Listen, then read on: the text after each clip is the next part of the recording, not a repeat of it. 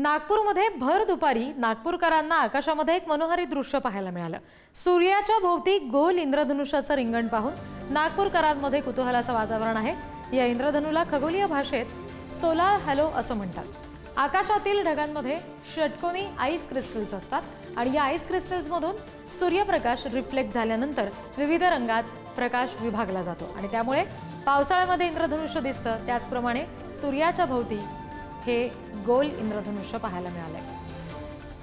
सूर्याच्या विविध वेव्हलेन्सनी बनलेला आहे, वेगवेगळ्या रंगांनी बनलेला आहे।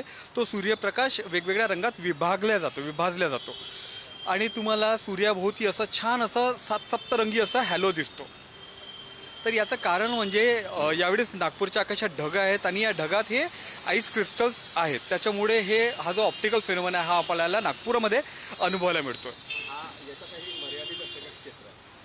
नक्कीच जिथपर्यंत हे ढग आहेत आणि जिथे ज्या ढगात हे आईस क्रिस्टल्स तुम्हाला पाहायला मिळतील तिथेच हा फेनोमेना तुम्हाला दिसायला